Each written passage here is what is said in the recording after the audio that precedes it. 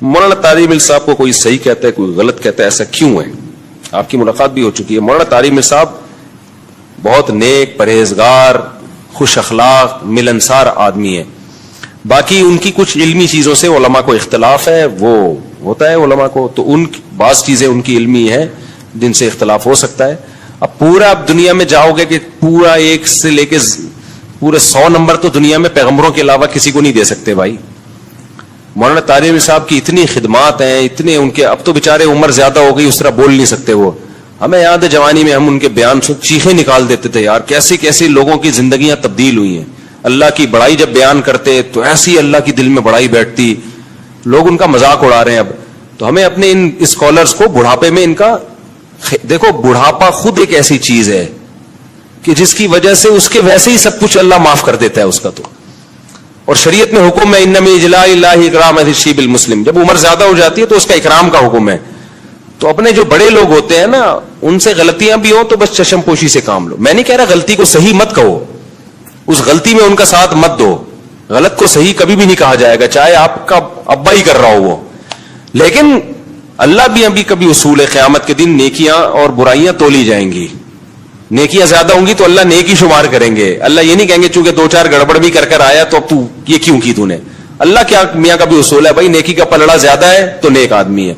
तो हजरत मौलाना तारिक मिल साहब से इल्मी लिहाज से कुछ गलतियां अगर हुई हैं, जैसे कि उलमा को उनकी बात चीजों पे इश्कालात हैं, तो वो चंद ही गलतियां हैं। खैर उनकी बहुत से भी ज्यादा है, बहुत ज्यादा नहीं बल्कि बहुत से ज्यादा, जो जिंदगियां तब्दील हुई हैं लोगों के दिलों को, और इखलास और उनकी दुआएं और उनके मामूलात, इबादत। तो इसलिए हम लोग बहुत ज्यादा गुलूफ करते हैं। जब थोड़ी सी किसी से कोई गलती होती है तो हम उसको छोड़ते नहीं है। जरा सी हमारे हमसे इख्तलाफ हो जाए ना, हमारी अकीदत अवाम की। मैं आज एक साथी के में आ रहा था, मेरे बड़ी इज्जत हो रही थी ना, मैं भी KPK में गया, इस्लामाबाद में बड़े लोग मिल रहे हैं, तो वो मुझे कह रहे हैं यार बड़ी इज्जत है आपकी। मैंने कहा भाई इस कौम की इज्जत से कभी भी धोखे में ना हो, धोखे में ना हो। लोग इज्जत देते हैं, हम इस काबिल नहीं है, लेकिन लोगों को हमने देखा है कि आज बाप बनाया हुआ होता है। जरा सी कोई चीज सामने आ गई ना, मिसाल के तौर पर मुझे देख लिया कि मैं लाल बत्ती सिग्नल तोड़ता हुआ जा रहा हूं, हो सकता है मुझे पता, मेरे बेख्याली में ये काम हो गया हो, गलत है, एक वीडियो आ जाएगी और जो इज्जत आसमान तक पहुंची हुई है ना, वो धड़ाम से नीचे। फिर हम 100 दफा बोलते रहेंगे यार मुझे पता नहीं। अबे लोगों को बोलते हो सिग्नल नहीं तोड़ना चाहिए, खुद क्या कर रहे हो? अबे लोगों को ये बोलते, अबे ये मौलवी, ऐसी मीम्स बनेगी। मैंने कहा ये जो आसमान की बुलंदी को पहुंचे हुए हैं ना, धड़ाम से नीचे।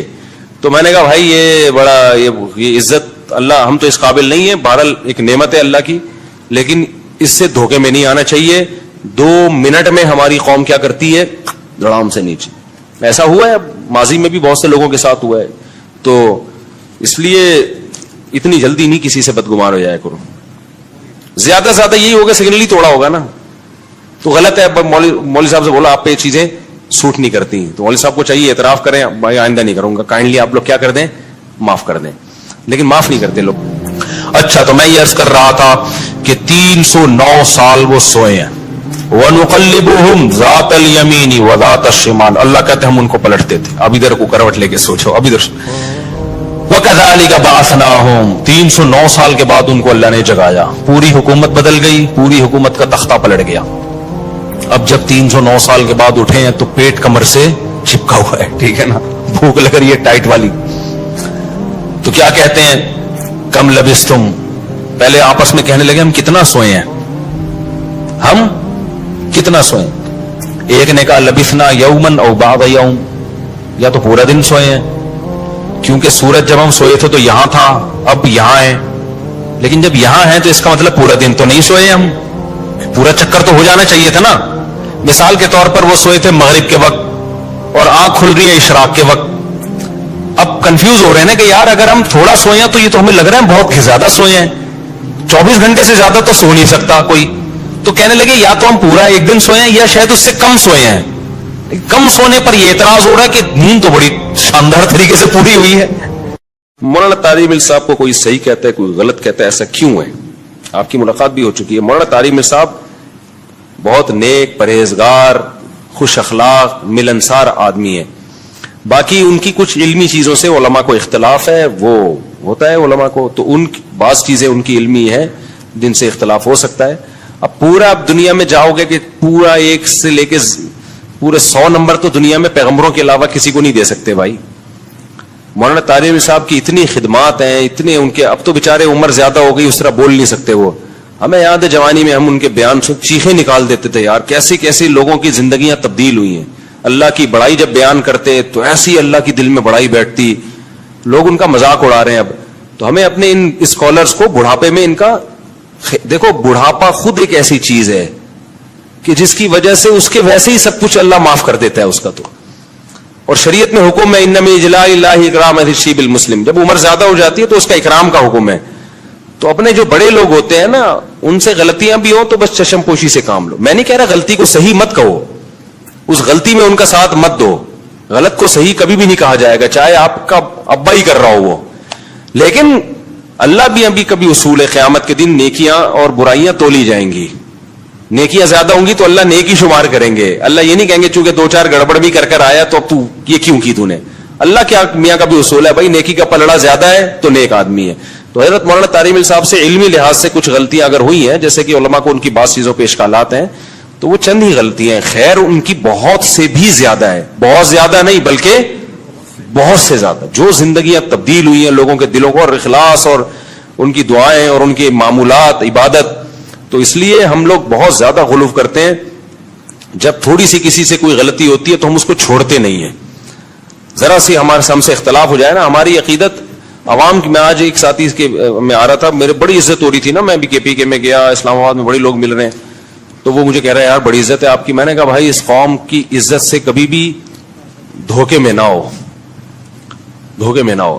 لوگ عزت دیتے ہیں, ہم اس قابل نہیں ہیں, لیکن لوگوں کو ہم نے دیکھا ہے کہ آج باپ بنایا ہوا ہوتا ہے, ذرا سی کوئی چیز سامنے آ گئی نا, مثال کے طور پر مجھے دیکھ لیا کہ میں لال بتی سگنل توڑتا ہوا جا رہا ہوں, ہو سکتا ہے مجھے پتا, میرے بے خیالی میں یہ کام ہو گیا ہو, غلط ہے, ایک ویڈیو آ جائے گی, اور جو عزت آسمان تک پہنچی ہوئی ہے نا وہ دھڑام سے نیچے. پھر ہم 100 دفعہ بولتے رہیں گے یار مجھے پتا نہیں, ابے لوگوں کو بولتے ہو سگنل نہیں توڑنا چاہیے, خود کیا کر رہے ہو, ابے لوگوں کو یہ بولتا ہے, ابے یہ مولوی, ایسی میمز بنے گی. میں نے کہا یہ جو آسمان کی بلندی میں پہنچے ہوئے ہیں نا دھڑام سے نیچے. تو میں نے کہا بھائی یہ بڑا یہ عزت اللہ, ہم تو اس قابل نہیں ہیں. بہرحال ایک نعمت ہے اللہ کی, لیکن اس سے دھوکے میں نہیں آنا چاہیے. 2 منٹ میں ہماری قوم کیا کرتی ہے, دھڑام سے نیچے. ایسا ہوا ہے ماضی میں بھی بہت سے لوگوں کے ساتھ ہوا ہے. تو اس لیے اتنی جلدی نہیں کسی سے بدگمان ہو جائے کرو. زیادہ سے زیادہ یہی ہوگا سگنل ہی توڑا ہوگا نا, تو غلط ہے. مولوی صاحب سے بولا آپ پہ یہ چیزیں سوٹ نہیں کرتی, تو مولوی صاحب کو چاہیے اعتراف کریں, بھائی آئندہ نہیں کروں گا, کائنڈلی آپ لوگ کیا کر دیں, معاف کر دیں. لیکن معاف نہیں کرتے لوگ. اچھا, تو میں یہ عرض کر رہا تھا کہ 309 سال وہ سوئے ہیں. وَنُقَلِّبُهُمْ ذَاتَ الْيَمِينِ وَذَاتَ الشِّمَالِ, اللہ کہتے ہم ان کو پلٹتے تھے, اب ادھر کو کروٹ لے کے سوچو, اب ادھر. وَكَذَلِكَ بَعَثْنَاهُمْ, 309 سال کے بعد ان کو اللہ نے جگایا. پوری حکومت بدل گئی, پوری حکومت کا تختہ پلٹ گیا. اب جب 309 سال کے بعد اٹھے ہیں تو پیٹ کمر سے چپکا ہوا ہے, ٹھیک ہے نا, بھوک لگ رہی ہے ٹائٹ والی. تو کیا کہتے ہیں, کم لبستم, پہلے آپس میں کہنے لگے ہم کتنا سوئے ہیں, ہم کتنا سوئے. ایک نے کہا لبثنا یومن او بعض یوم, یا تو پورا دن سوئے ہیں, کیونکہ سورج جب ہم سوئے تھے تو یہاں تھا, اب یہاں ہے, لیکن جب یہاں ہے تو اس کا مطلب پورا دن تو نہیں سوئے ہم, پورا چکر تو ہو جانا چاہیے تھا نا. مثال کے طور پر وہ سوئے تھے مغرب کے وقت اور آنکھ کھل رہی ہے اشراق کے وقت. اب کنفیوز ہو رہے ہیں نا کہ یار اگر ہم تھوڑا سوئے ہیں تو یہ تو ہمیں لگ رہا ہے بہت زیادہ سوئے ہیں, 24 گھنٹے سے زیادہ تو سو نہیں سکتا کوئی. تو کہنے لگے یا تو ہم پورا ایک دن سوئے ہیں یا شاید اس سے کم سوئے ہیں. کم سونے پر یہ اعتراض ہو رہا ہے کہ نیند تو بڑی شاندار طریقے سے پوری ہوئی ہے. تبلیغی جماعت پر اعتراضات اور جوابات. تبلیغی جماعت پر اعتراض کرنے والے کہتے ہیں کہ یہ لوگ مسجد میں اعلان کرتے ہیں, اسی طرح مسجد میں قیام کرتے ہیں, سوتے ہیں, کھانا کھاتے ہیں, اسباب کی بالکل نفی کرتے ہیں, گھر بار کی پرواہ نہیں کرتے, سب چھوڑ کر صرف توکل پہ چل رہے ہوتے ہیں, اور قرآن اور مستند احادیث چھوڑ کر فضائل اعمال پڑھتے ہیں جس میں متعدد ضعیف روایات ہیں, اور جو روایات اللہ کے راستے یعنی جہاد سے متعلق ہیں ان کو تبلیغی جماعت پر منطبق کرتے ہیں، براہ کرم ان اشکالات کا جواب دیجئے۔ معاذ صاحب کراچی سے۔ معاذ صاحب نے بہت سارے سوال کیے ہیں۔ پہلا سوال یہ کہ یہ لوگ مسجد میں قیام کرتے ہیں، مسجد میں سوتے ہیں، تو بھائی مسجد میں قیام کرنا بھی جائز ہے، مسجد میں سونا بھی جائز ہے۔ حضرت علی رضی اللہ تعالیٰ عنہ مسجد میں ہی تو آرام فرما رہے تھے، جب رسول اللہ صلی اللہ علیہ وسلم ان کے پاس گئے تو مسجد نبوی کی مٹی آپ کے رخسار مبارک پہ لگ گئی تھی، تو اسی پہ نبی صلی اللہ علیہ وسلم نے ابو تراب سے آپ کو خطاب کیا ہے، مٹی والے۔ حضرت عمر نے ساری زندگی کے لیے اپنی کنیت ابو تراب ہی کر دی۔ تو ہاں، صرف سونے کے لیے مسجد میں جانا، گپے مارنے کے لیے مسجد میں جانا یہ ٹھیک نہیں ہے۔ تو تبلیغ والے گپے مارنے کے لیے تو نہیں جاتے نا، وہ تو دین کی تبلیغ کے لیے جاتے ہیں، تو جائز ہے، سونا بھی جائز ہے، قیام کرنا بھی جائز ہے، اعلان کرنا بھی۔ اعلان بھی کوئی بچوں کی گمشدگی کا اعلان تو نہیں کر رہے ہوتے کہ ایک بچہ نیلے رنگ کی لیکر اور پیلے رنگ کا بنیان پہنا ہوا ملا ہے، جن صاحب کا ہو آ کے لے جائے، تو وہ تو دین کا اعلان کر رہے ہوتے ہیں، تو کوئی حرج نہیں ہے اس میں۔ رہا یہ مسئلہ کہ کھانا کھاتے ہیں تو مسجد میں کھانا کھانا بھی جائز ہے، ناجائز ہونے کی کوئی دلیل نہیں ہے۔ ہاں، مسجد کے آداب کا خیال کر کے کھانا کھانا چاہیے۔ اعتکاف والے نہیں کیا کھانا کھاتے مسجد میں، اسباب کی بالکل نفی کرتے ہیں وہ۔ اچھا، یہ کہتے ہیں اسباب کی نفی کرتے ہیں، یعنی اللہ سے ہوتا ہے، اللہ کے علاوہ سے نہیں ہوتا۔ تو یاد رکھیں، تبلیغ والے جب یہ کہتے ہیں نا اللہ کے علاوہ سے نہیں ہوتا، تو اس کا مطلب یہ ہوتا ہے کہ اصل کرنے والا اللہ ہے۔ وہ یہ نہیں کہتے کہ اسباب اختیار نہ کرو، اسباب اختیار تو کرتے ہیں، تبلیغ والے بھی تو اسباب اختیار کرتے ہیں۔ رائے ون میں ڈاکٹر بھی بیٹھے ہوئے ہوتے ہیں، کوئی بیمار ہو جائے گا تو ڈاکٹر اس کا علاج کریں گے، سیکیورٹی کا انتظام بھی ہوتا ہے، پانی کا ٹینک بھی ہوتا ہے۔ اگر وہ اسباب کی بالکل نفی کر رہے ہوتے تو وہ کہتے کہ نہ ہمیں پانی کی ضرورت، نہ واش روم کی ضرورت، بیت الخلا بھی اللہ کرا دے گا، اور جناب وضو بھی اللہ کرا دے گا، پانی کی ضرورت نہیں ہے۔ اور باہر جو ہوٹل بنے ہوتے ہیں کھانے کے، ان کو بھی اڑا دیتے کہ چلو یہاں سے جاؤ، یہ سارے لوگ اللہ سے مانگیں گے، آسمان سے دسترخوان اترے گا۔ تو ہر چیز کا ایک مطلب ہوتا ہے۔ تبلیغ والے جب یہ کہتے ہیں کہ اللہ سے ہوتا ہے، اللہ کے علاوہ سے نہیں ہوتا، اس کا مطلب یہ ہے کہ اللہ کے علاوہ سے جو ہوتا ہوا نظر آ رہا ہے، اس میں بھی کرنے والی ذات اللہ کی ہے، تو اس لیے اصل نظر اللہ پہ رکھو، اسباب اختیار کرو، مگر دل میں یہ عقیدہ رکھو کہ ان اسباب میں جان اللہ ڈالے گا، اللہ نہیں چاہے گا تو پوری دنیا کے بھی اسباب اختیار کر لیں، کچھ نہیں ہوگا۔ تو یہ اصل کانسیپٹ ہے تبلیغ جماعت والوں کا، اور یہ بالکل شریعت کے عین تقاضوں کے مطابق ہے۔ ہاں، کوئی عامی آدمی جس کو علم نہ ہو، وہ اسباب کی بالکل یہ نفی کر دے اور وہ کہے کہ دکان چلانی نہیں ہے، بس اللہ رزق دے گا، تو پھر تبلیغ کے اکابر اس سے بری و ذمہ ہیں، وہ اس کا اپنا مسئلہ ہوگا، اپنا ذاتی وہ ہوگا۔ وہ تبلیغ والے جو علماء ہیں وہ ایسی باتیں نہیں کرتے، یا ان کا یہ کانسیپٹ نہیں ہے۔ تو اسباب سے ہونے کا مطلب کیا ہے کہ یعنی اسباب سے نہ ہونے کا مطلب یہی ہے کہ جیسے وہ ایک مثال بھی دیتے ہیں نا کہ آگ کا کام ہے جلانا، لیکن ابراہیم علیہ السلام کو آگ میں ڈالا گیا تو آگ نے نہیں جلایا، اس سے پتہ چلتا ہے جلاتا اصل تو اللہ ہے۔ اب اس سے تبلیغ والے کبھی یہ ترغیب نہیں دیتے کہ آپ بھی آگوں میں چھلانگ لگایا کرو، یا چولہا گھر میں جل رہا ہو تو چائے کا برتن رکھنے کے بجائے دودھ اور پتی کھا کے خود اس چولہے پہ بیٹھ جایا کرو تو اللہ اپنی مرضی سے تمہیں بچا لے گا۔ تو کبھی بھی نہیں ایسا کہتے بھائی آگ سے دور بھاگو۔ تو اس کو سمجھنا چاہیے کہ وہ کیا وہ ذہن بناتے ہیں کہ اللہ پہ اعتماد کرو، اللہ پہ توکل کرو، اسباب اختیار کرو، مگر نظر کس پہ رکھو؟ اللہ پہ۔ یہ مقصد ہوتا ہے اس کا۔ اور یہ جو آپ نے بات کی ہے کہ جی وہ یہ کہتے ہیں گھر کی بار کی پرواہ نہیں کرتے، یہ بھی غلط ہے۔ کہتے ہیں سب چھوڑ کر صرف توکل پہ چل رہے ہوتے ہیں۔ کچھ لوگ ایسا کرتے ہیں، بالکل کرتے ہیں، میں نے بھی دیکھا ہے، بیوی بچوں کی تربیت کی بھی فکر نہیں ہوتی، ان کے بزنس کی بھی، کاروبار کی بھی، کھلانے کی بھی فکر نہیں ہوتی، چلے کے لیے نکل گئے، 4 مہینے کے لیے نکل گئے، پیچھے بیوی بچے دھکے کھاتے پھر رہے ہیں، کھانے کو نہیں ہے۔ یقیناً کچھ لوگ ایسا کرتے ہیں، مگر یہ کچھ لوگ تبلیغ کے اکابر کی اجازت سے نہیں کر رہے ہوتے۔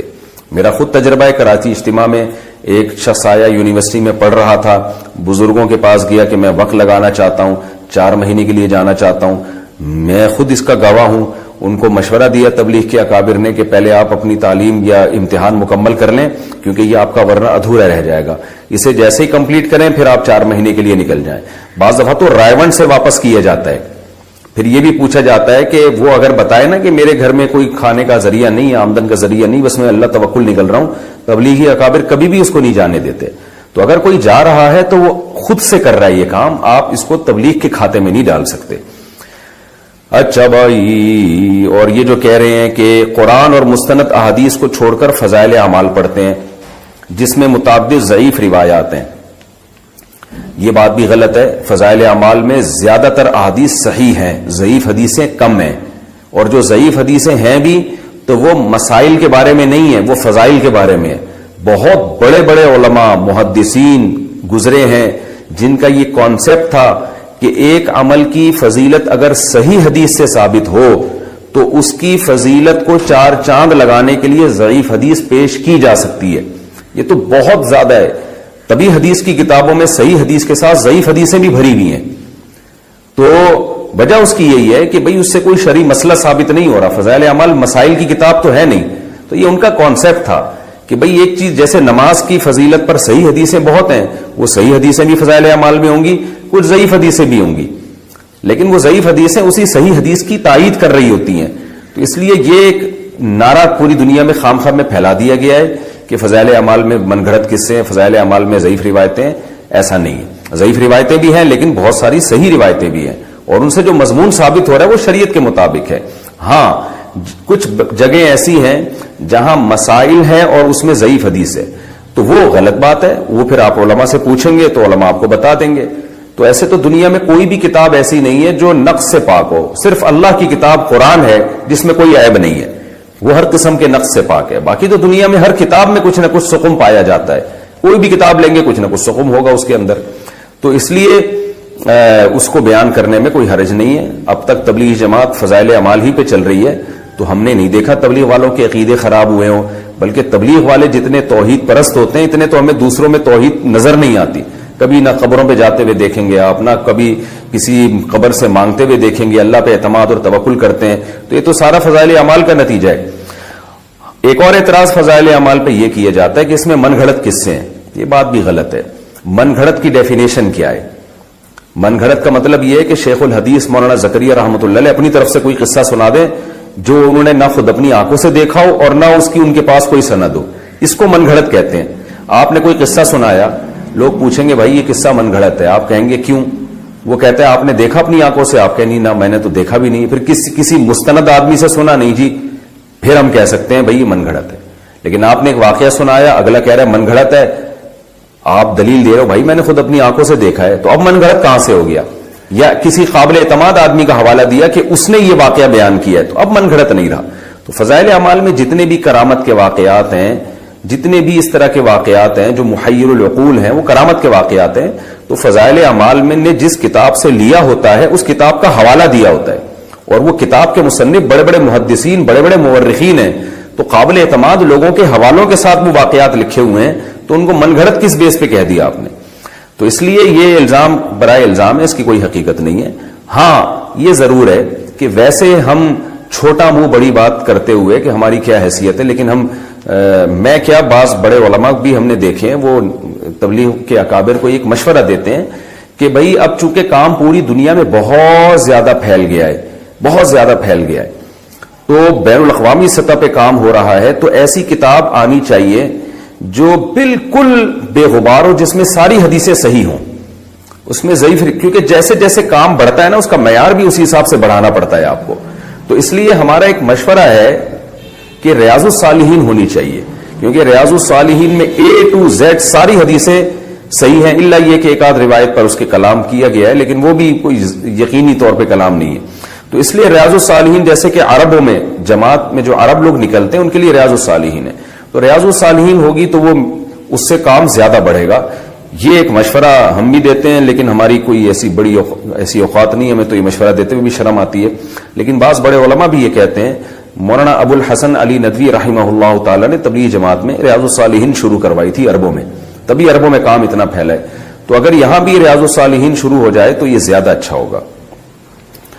رہا یہ مسئلہ کہ جہاد والی روایتوں کو تبلیغ والے تبلیغ پہ فٹ کرتے ہیں, تو دیکھیں جہاد والی روایتوں کو جو تبلیغ والے تبلیغ پہ فٹ کرتے ہیں, تو اس طور پر اگر کوئی جہاد کی روایتوں کو فٹ کرے کہ جہاد کا جو 100% ثواب ہے وہ پورا تبلیغ میں نکلے گا, پھر تو یہ بات غلط ہے.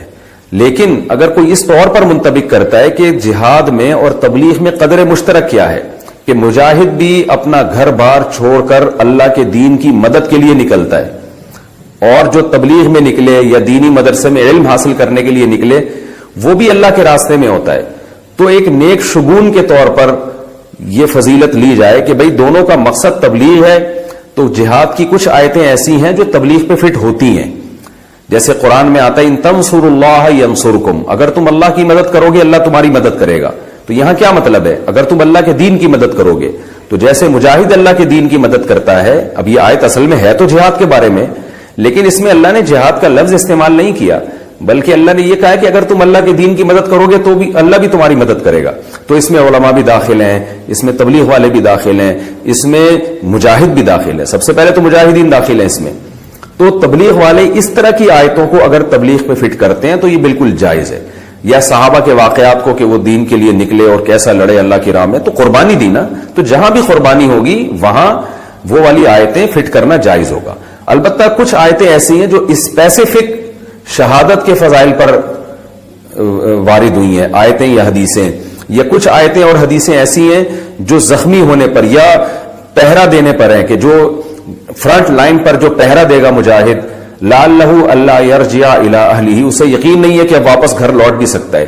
تو اس طرح کی آیتیں جن میں شہادت کی فضیلت ہو، یا اللہ کے راہ میں زخمی ہونے کی فضیلت ہو، یا فرنٹ لائن پر لڑنے کی فضیلت ہو، وہ فضیلتیں بہرحال تبلیغ پہ فٹ نہیں کی جا سکتی. تو اگر کوئی تبلیغ والے ان قرآنی آیات کو تبلیغ پہ فٹ کرتے ہیں تو وہ غلط کرتے ہیں، یہ ان کا انفرادی عمل ہے. اور ویسے بھی دیکھیں جب اتنے بڑے پیمانے پر کوئی کام ہوتا ہے تو کچھ نہ کچھ مسٹیک اور فالٹ اس میں پیدا ہو سکتے ہیں.